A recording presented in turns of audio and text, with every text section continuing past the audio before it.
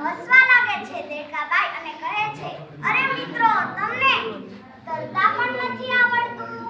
તો પછી દેડકાભાઈ તો તરવા લાગે છે અને ચારેય મિત્રો તો ઉદાસ થઈ છે. અને કીડીબેન કહે, આપણે ઉદાસ થવું જોઈએ નહીં. તો પીલુભાઈ કહે કે મારી પાસે એક ઉપાય છે, ચાલો આપણે નાનકડી નાવડી બનાવીએ. તો ભમરાભાઈ ઉડતા ઉડતા દોરી લઈ આવ્યા અને કીડીબેન તો નાનકડી લાકડી લઈ આવ્યા. પીલુભાઈ તો જલ્દી જલ્દી મોટું પાંદડું લઈ આવ્યા અને ભમરાભાઈ અને ઉંદરભાઈ તો દોડા દોડ કરતા નાળિયેરનું કાસલી લઈ આવ્યા.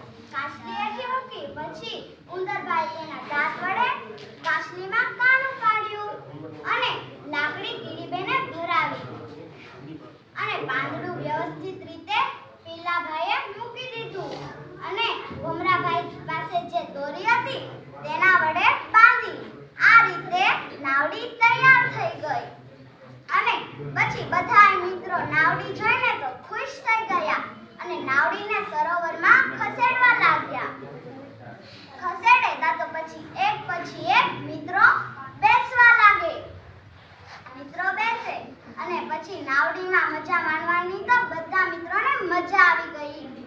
અને પછી બીજી બાજુ દેડકાભાઈ તરતા તરતા કિનારે તરફ જોવે છે તો તેના મિત્રો હતા નહીં. અને પછી નાવડીના બેઠેલા મિત્રો ગણગણાટ કરતા હતા, ઓ દેડકાભાઈ પાછળ જુઓ.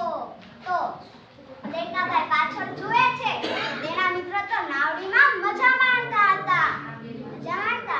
તો દેડકાભાઈ કહે, મારે પણ બેસવું છે નાવડીમાં.